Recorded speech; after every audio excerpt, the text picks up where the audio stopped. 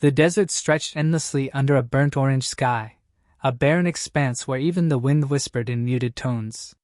Nestled in the midst of this desolation was the bustling research outpost of Zenith Station, its domes and antennas a sharp contrast against the harsh, unyielding landscape. It was here that humanity first encountered them, the Valther Collective. In the observation tower, Dr. Eleanor Marquez adjusted the focus of her telescope. She had spent years scanning the stars for hints of extraterrestrial life. On this day, something unusual flickered across her monitors, a massive, crescent-shaped object gliding silently through Earth's orbit. Marquez hit the intercom button with urgency. "Team, I need eyes on this now. This isn't a glitch." Within moments, the control room buzzed with activity. Engineers, scientists, and analysts pored over data streams. Among them was Captain Eric Holden, a retired fighter pilot turned defense strategist. He leaned over Marquez's shoulder, his brow furrowing as the readings displayed a daunting revelation. The object was not a natural phenomenon. "Alien?" Holden asked, his voice calm but laced with an undertone of tension. Marquez nodded. "And it's big. Look at the energy signatures. It's powering something. This isn't a peaceful flyby." Before she could elaborate, a booming noise echoed across the station. The entire building shook, and monitors flickered erratically. Alarms blared as a holographic map projected the arrival of multiple smaller vessels descending toward Earth's surface. Holden took command. "All right, people, this isn't a drill. We're officially under attack. I want every defense protocol online now." The crew scrambled, activating Zenith's limited arsenal of orbital lasers and kinetic interceptors. Yet their efforts seemed pitiful against the vastness of the incoming fleet. On the ground below, a small farming town called Dry Mesa became the epicenter of the invasion. Massive, crystalline constructs emerged from the alien ships, embedding themselves deep into the earth like invasive roots. The constructs pulsated with an eerie light, spreading bioluminescent veins across the terrain. One of the townsfolk, 17-year-old mechanic Jake Tennyson, watched in horror as the alien structures transformed his family's farm. The wheat fields where he'd spent his childhood glowed with an unnatural, sickly green. "What is happening?" Jake whispered, gripping a rusted wrench like it was a lifeline. His younger sister, Mia, tugged at his sleeve. "Jake, the skies, look!" Above them, the crescent-shaped mothership loomed, its underbelly revealing a lattice of pulsating lights. Then came the sound, an oscillating hum that seemed to pierce their very souls. The aliens had arrived, and they wasted no time asserting their dominance. An eerie silence followed before a voice echoed across the town, projected from the crystalline constructs. It wasn't a voice in the traditional sense but a synchronized stream of sound that somehow translated into meaning. "Humans," it began. "We are the Valther. This planet is ours now. Comply, and you will be integrated into the collective. Resist, and face annihilation."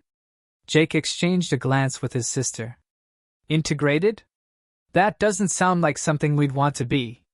Back at Zenith Station, the United Earth Council convened an emergency meeting, beaming in representatives from every continent. Emotions ran high as leaders debated whether to negotiate or fight. "We can't win," argued Ambassador Clark of the European Union. "Their technology is centuries, if not millennia, ahead of ours. A full-scale war is suicide. But surrendering our freedom?"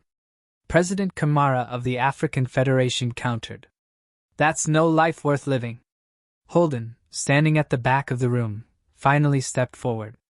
"Negotiating won't work. These aren't diplomats, they're conquerors. If we don't resist now, there won't be anything left of humanity to save."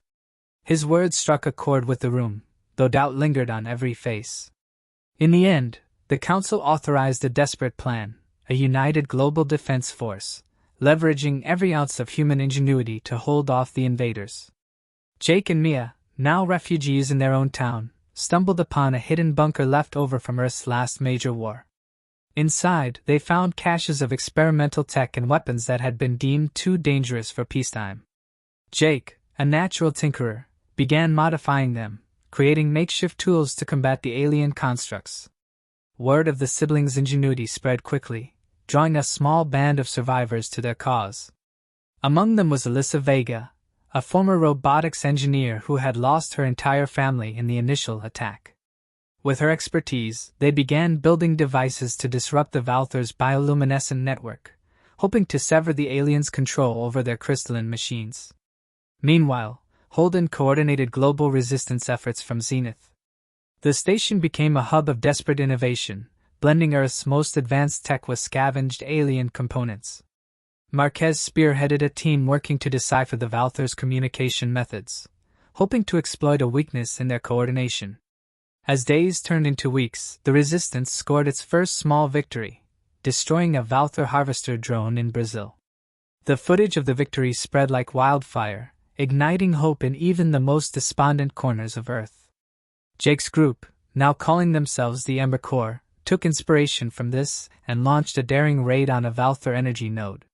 The mission was chaotic and messy, but they succeeded in disabling the node, causing a blackout in the aliens' network across their region. For the first time, humanity had struck back. The stakes were higher than ever, but so was the resolve to fight. The success of the Ember Corps' strike on the Valthor energy node rippled across the globe, galvanizing humanity. The news of their victory brought a fragile but fiery hope to Earth's beleaguered populace. However, the Valthor were far from defeated. Above Earth, the Valthor mothership shimmered ominously as its underbelly released a massive, semi-organic probe. The probe burrowed deep into the planet's crust near the Pacific Ring of Fire, triggering tectonic upheavals. Entire regions experienced earthquakes and volcanic eruptions as the aliens began weaponizing Earth's own geology. At Zenith Station, Dr. Eleanor Marquez analyzed the seismic activity with mounting dread. "They're destabilizing the planet to force us into submission," she said, her voice trembling. Captain Holden paced the control room, his jaw set. "We can't let this go unanswered. If they control the planet's core, it's over for us." Marquez nodded. "We need a counterstrike, but it'll require precision and coordination on a global scale." Humanity's newfound unity faced its first major test as disagreements erupted among the Resistance's global leaders. Some believed they should focus on diplomacy, fearing further escalation, while others advocated for more aggressive action. In a hidden resistance hub in Singapore, a heated argument unfolded among the regional commanders. "We should be focusing on evacuations," said General Okoro of the African Federation. "These strikes are just poking the bear. We need to protect what's left of our people." Alyssa Vega, now a key strategist alongside Holden, shook her head. "If we don't fight now, there won't be anyone left to evacuate. We have to hit their power source before they can finish destabilizing the crust." Jake Tennyson, patched into the meeting via hologram from his Ember Corps' hideout, chimed in. "And we've got an idea how. We've been working on a prototype disruptor, something to sever the energy connection between their mothership and these probes." Holden seized on the opportunity. "Then that's our next move. We launch simultaneous strikes on their active nodes, testing Jake's disruptor. If it works, we gain an edge. If it doesn't, we regroup and try again." Reluctantly, the leaders agreed. It was a gamble, but humanity had no other options. The Ember Corps prepared for their most dangerous mission yet. Jake's disruptor device, cobbled together from salvaged alien technology, hummed ominously as he explained its operation. "This thing isn't perfect," he admitted to his team. "But if we can get it close enough to one of the nodes, it should disrupt the energy transfer long enough to knock it offline." Mia, now a skilled operative in her own right, glanced at the glowing device. "And what happens if it doesn't work?" Jake forced a grin. "Then we improvise. Like always." Under the cover of night, the Ember Corps infiltrated a heavily guarded Valthor energy node in the Nevada desert.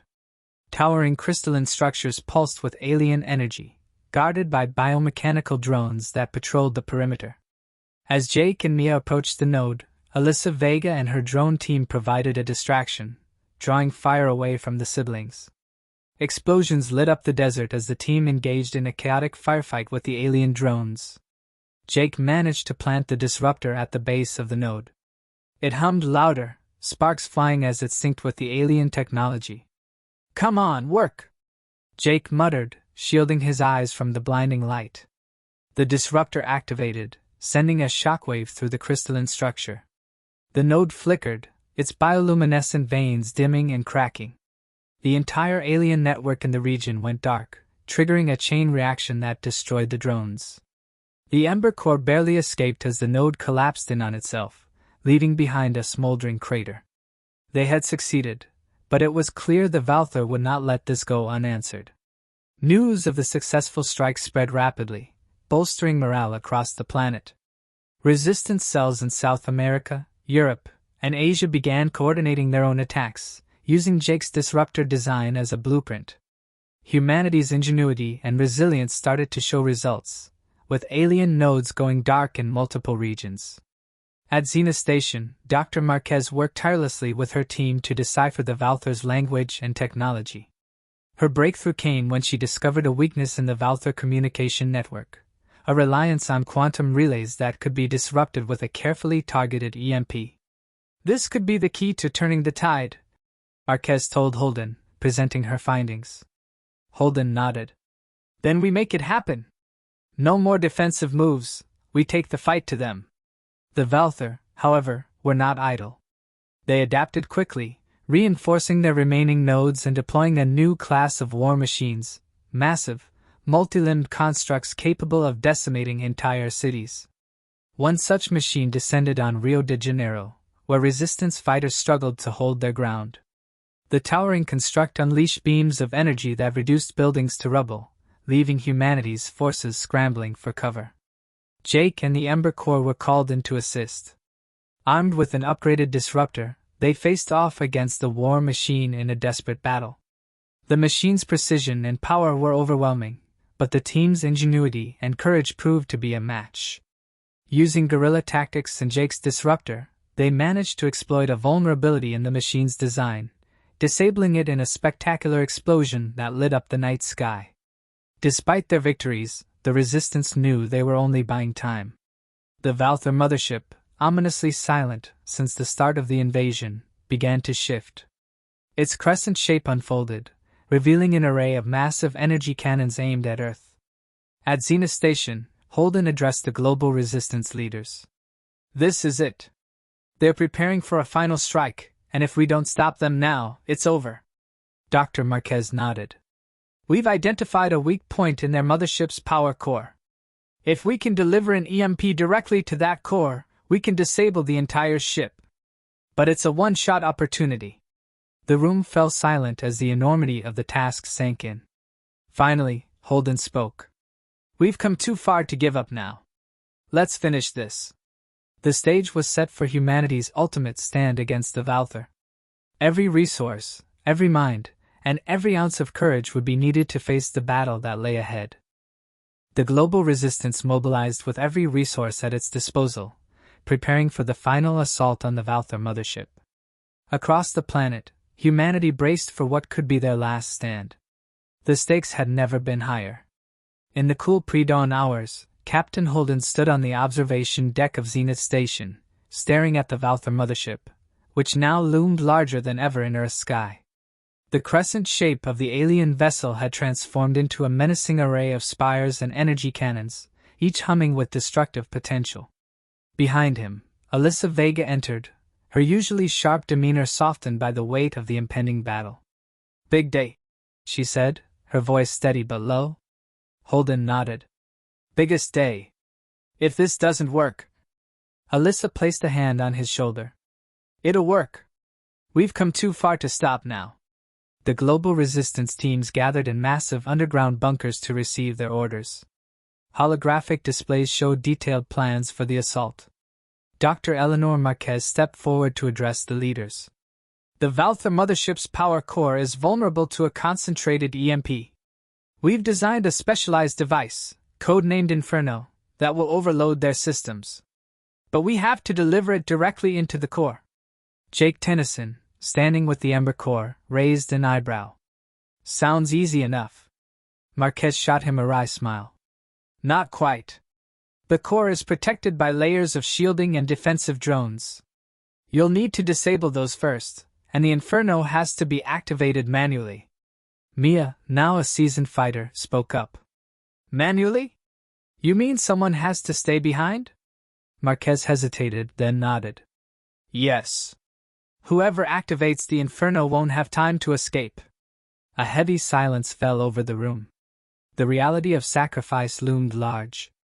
As the first rays of sunlight pierced the horizon, the combined forces of humanity launched their attack. Across the globe, resistance cells struck at the remaining Valther nodes, diverting attention from the main assault on the mothership. In orbit, a fleet of human-built spacecraft surged toward the alien behemoth. The ships, retrofitted with salvaged alien technology, were a ragtag but formidable force. At the forefront was the Ascendant, a repurposed orbital freighter carrying the Inferno device and the Amber Core. As they approached the mothership, waves of biomechanical drones poured from its hull, engaging the human fleet in chaotic dogfights. Explosions lit up the vacuum of space as ships on both sides were torn apart. Inside the Ascendant, Jake piloted the vessel with precision born of desperation. Hold on! He shouted as a drone clipped the ship's wing, sending it spiraling. He righted the craft just in time to avoid a collision with a massive piece of debris. Mia manned the weapon systems, her face set in grim determination. We're not going down without a fight. She fired a barrage of plasma missiles, clearing a path through the swarm of drones. The Ascendant punched through the outer defenses, landing on the mothership's surface near an access point. The Ember Core disembarked, their boots magnetized to the alien metal as they moved toward the entrance. Inside, the environment was a surreal maze of pulsating bioluminescent walls and organic machinery. The air crackled with energy, and the team's every step was met with resistance. Defensive drones emerged from the walls, forcing the group into intense firefights. Keep moving! Holden shouted as he led the charge. Jake and Mia stayed close, covering each other as they advanced deeper into the ship. Finally, they reached the central chamber housing the power core. The room was a cathedral of alien technology, with the core itself suspended in the center, a glowing, pulsating sphere of energy surrounded by spinning rings. As Jake and the team approached the core, a massive alien construct emerged from the shadows. It was a guardian unlike anything they had faced before, a towering, multi-limbed creature armed with plasma cannons and energy shields.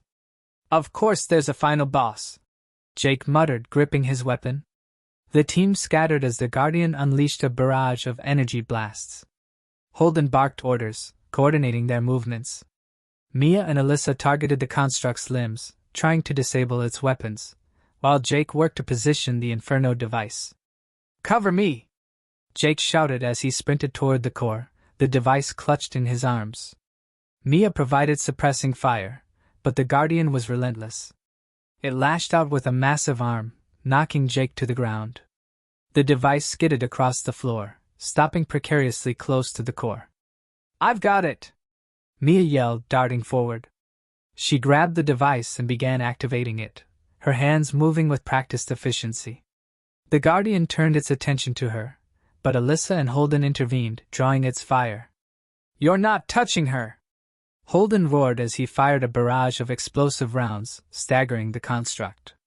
Mia finished activating the device and looked back at the team. It's ready! Get out of here! Jake shook his head. Not without you! There's no time! Mia shouted, her voice cracking. Go! The team hesitated, but the Guardian was recovering, its weapons charging for another attack. Reluctantly, Holden grabbed Jake and pulled him toward the exit. We have to go! As they fled, Mia stood alone in the chamber, facing the Guardian. With a final, defiant scream, she activated the Inferno. The device unleashed a blinding pulse of energy, consuming the core and the Guardian in a massive explosion. The shockwave tore through the mothership, destabilizing its systems. The Ember Core barely made it back to the Ascendant as the mothership began to collapse. Jake looked back at the burning vessel, tears streaming down his face. She did it, he whispered. Holden placed a hand on his shoulder. She saved us all. The Ascendant sped away as the mothership imploded, sending a wave of energy rippling through space. The remaining Valther forces faltered, their connection to the mothership severed. As the sun rose over a battered Earth, the Resistance celebrated their hard-won victory. The Valther threat had been neutralized, and humanity had proven its resilience in the face of overwhelming odds. Jake stood on the observation deck of Zenith Station, looking out at the stars. He held a small pendant that had belonged to Mia, his resolve hardening. "We'll honor her sacrifice by rebuilding. By making sure this never happens again."